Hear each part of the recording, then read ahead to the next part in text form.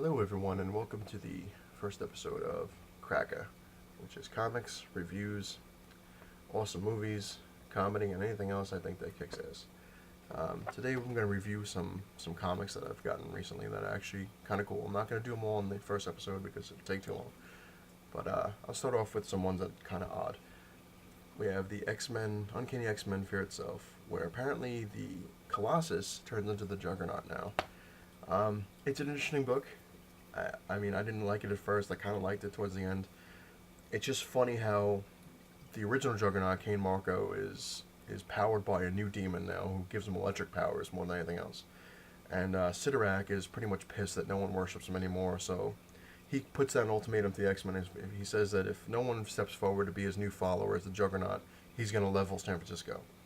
So Colossus basically says he's the only one who can, take it. So he winds up becoming the new follower of c.r.a.c.k.a and the new Juggernaut.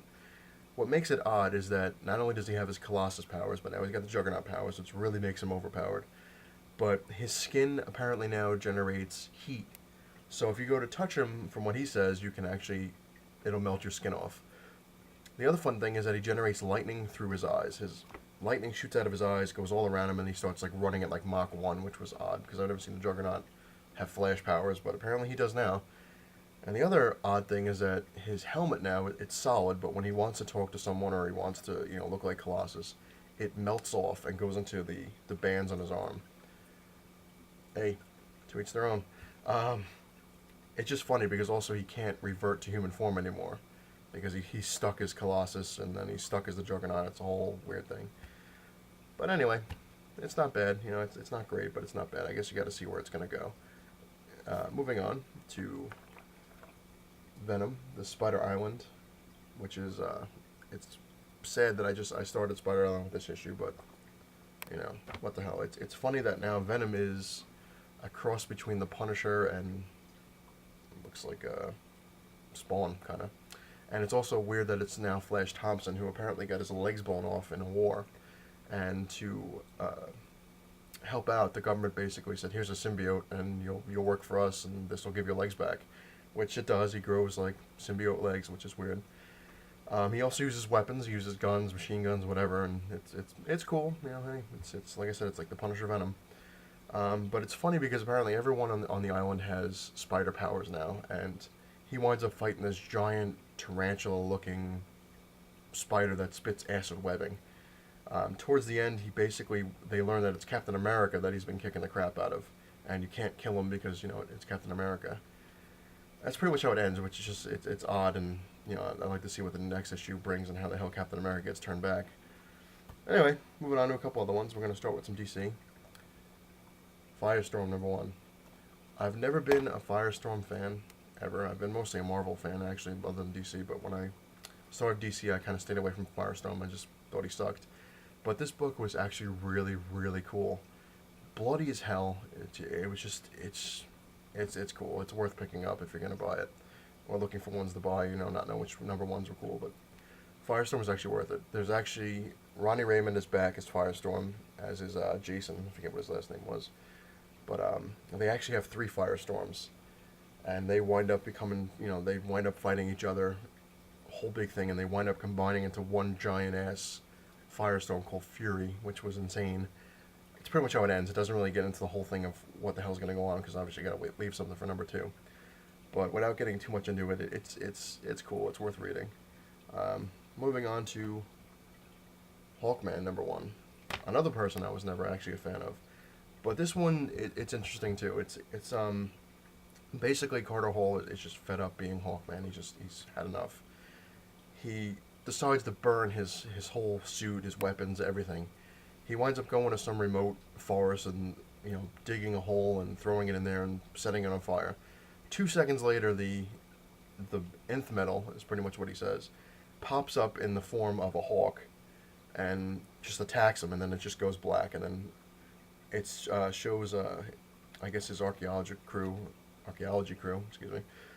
digging up a ship in the water, some ancient alien ship. That's what the guy's referred to. He's like, "Hey, look, I found an alien."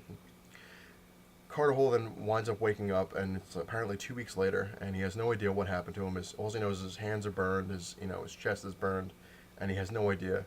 He goes to check where his suit originally was, and it's gone. Like there's no suit in his apartment. There's no suit anywhere, and he doesn't know what happened.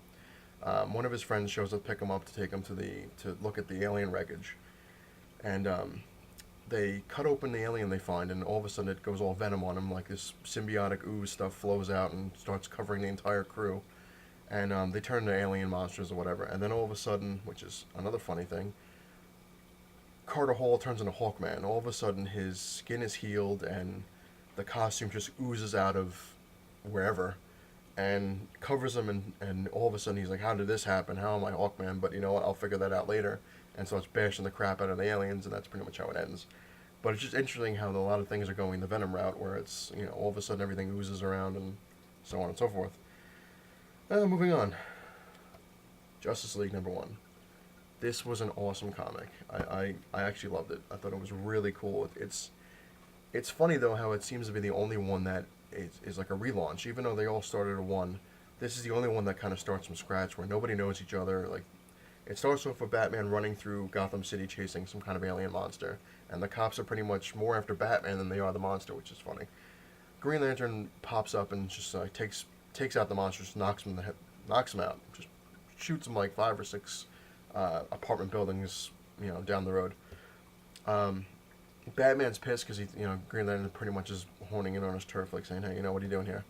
Green Lantern's pretty much cocky, you know, it's Hal Jordan, so he's basically saying how good he is and how Batman needs his help and whole thing. It's funny because the Green Lantern starts saying, like, you know, do you have any super strength? Can you fly? You know, like a whole big thing. And Batman's like, no, I don't do that. And Green Lantern's like, you know, you're not just some guy running around in a bat costume, are you? And Batman looks at him like, you know, you're a prick. And Green Lantern's like, oh, you are just the guy. He's like, you know, maybe you should go sit down and relax or whatever. And all of a sudden, Batman holds up Green Lantern's ring and says, is this how, you know, is this what your power is through? And Green Lantern's and Hal Jordan says, how the hell did you do that? He's like, and Batman's like, I can do whatever I want, so, you know, show respect, basically. They wind up trying to find and fight Superman because apparently the world doesn't know if Superman's a good guy or a bad guy, a whole big thing. And Green Lantern gets his ass completely kicked by Superman. They don't really show it, they just show Green Lantern going flying through a wall and just getting knocked out. And it shows Batman picking up a batarang, and then Superman's like, you know, let's see what you can do. You know, I guess you're next. And that's how it ends. But it's very cool. It was actually a good book. Like I said, I'm not going to go through all the ones that I have now. I'll leave that for another episode. But just a couple ones. Superman #1.